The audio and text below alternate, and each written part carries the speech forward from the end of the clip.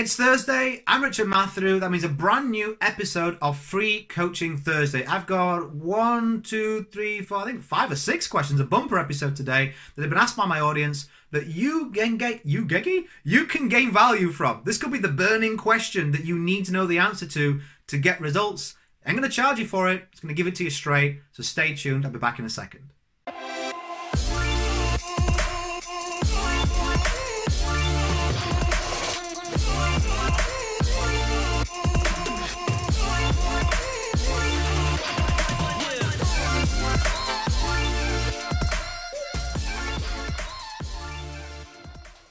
Okay, welcome back. So before I dive into these questions, you know I love to talk. I kind of get lost in this, just giving you information.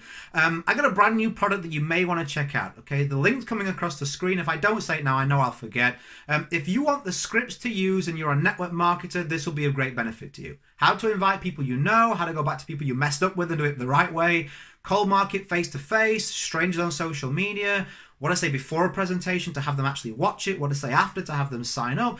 Every script for every scenario you can face as a network marketer, you're going to know exactly what is working in the field. These are what I've used to sign up over 700 people. Not just some pie in the sky, it sounds good to sell a product. I've made it ridiculously cheap. It's MP3, so you can download them, take them with you, listen to them, and really gain value. That's at that link. I hope if that's something you want to do, it really serves you well. Let's get into this episode with some more value on Free Coaching Thursday. So I've got these questions written down. Number 1, Richard, how to market when you're not good at marketing. You have 2 options. Quick answer. Hire someone that is good at marketing. Learn how to be good at marketing yourself. Like, people are often looking for the trick. Just teach me how to get people to trust me and buy from me. If that was so easy, then we'd all just go do that trick, right? Everyone, there'd be one trick and we'd all do it. The truth is, you need to raise curiosity, lower resistance, build trust and value. There's a whole bunch of psychological triggers that you need. That's what them scripts are about, actually, having people want to say yes to you. And you need to learn how to weave that into your marketing. You really, truly do. If you can't market, then you're not going to get anyone looking at what you've got with open-minded eyes. So what you should do is a bit of a practical suggestion. I would suggest that you pick a method that you really want to master, be it YouTube, be it Facebook, be it cold market, cold calling, whatever. I mean, I don't like those, but I like online stuff. But whatever you want to pick it, master it, get good at it, so you know that when you're marketing, you're doing things the right way. Next question. How can I earn money from Blogger? I've tried, but it's not worked. It probably won't. Blogger is a specific blogging free platform. I've never really seen a Blogger blog rank for any keywords. What does ranking for keywords mean? Well, if someone goes to Google and types in how to make money online, if you've written a blog about how to make money online, those are the keywords your blog post has a chance of showing up, right? Blogger blogs, try saying that fast 10 times, they don't really rank that well. Also, my main bugbear with using something like Blogger, you don't own it. So even if you could, by some way, miracle, buck the trend and get a really high ranking Blogger blog, then what's to say that Google doesn't decide, because I think Google owns Blogger, what's to say they don't say, you know what, I don't want to have Blogger anymore. They just pulled Google Plus, right?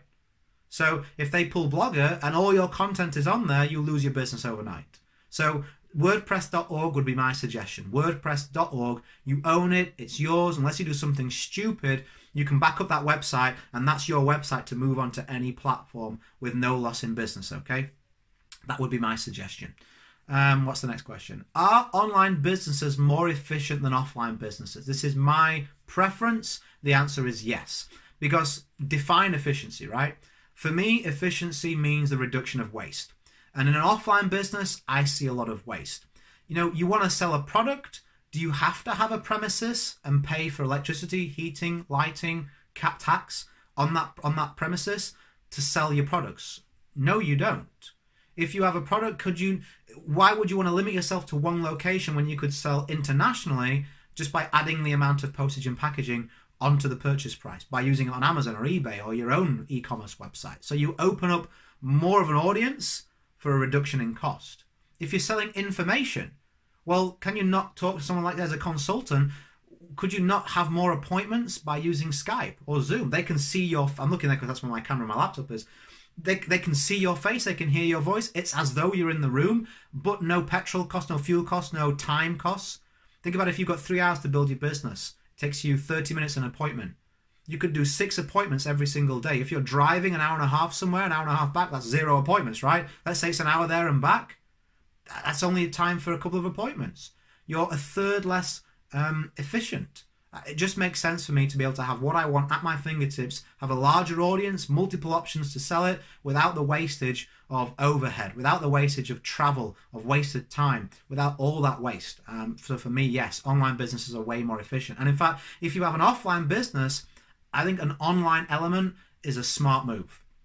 You should know this already. You can add an online element to your offline business to make it more efficient. Like building an email list. At the very least, man, you should build an email list.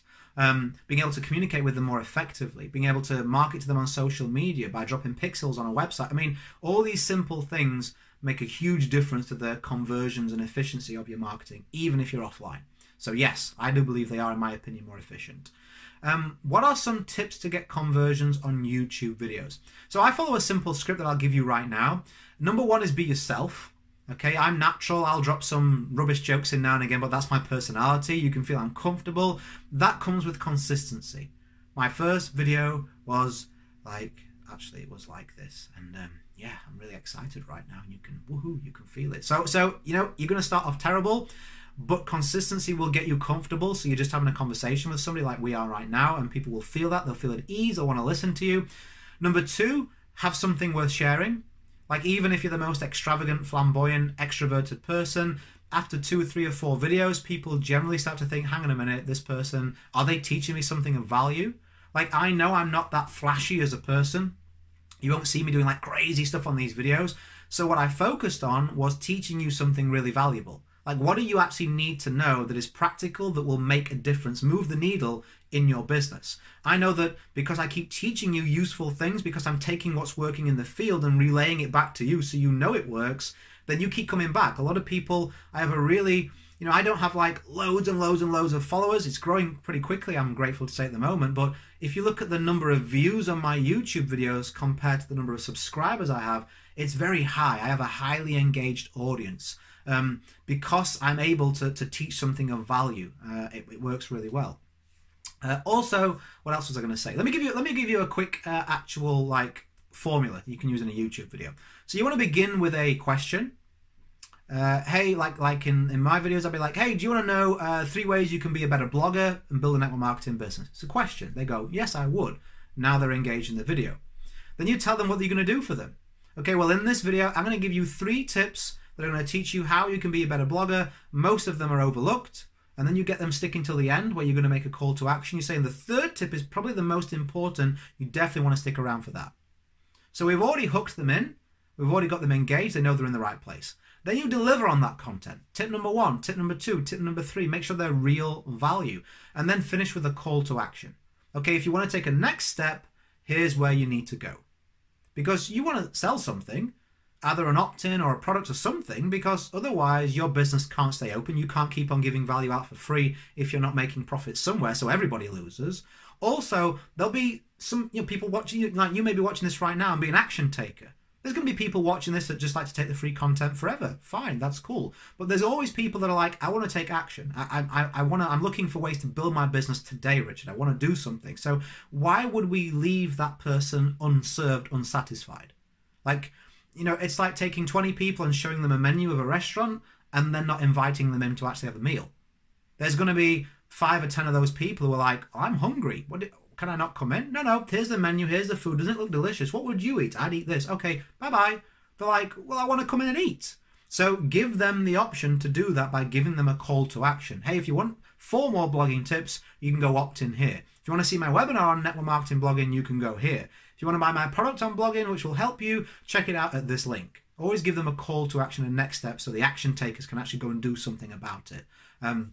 So that's my tips on YouTube conversions for you. Why are habits more important than inspiration to be successful as an entrepreneur? I answered this question to the person individually the other night, and when I answered it, I was like, yeah, I think people would gain value from that. So let me repeat it. Why are habits more important than inspiration to be a successful entrepreneur?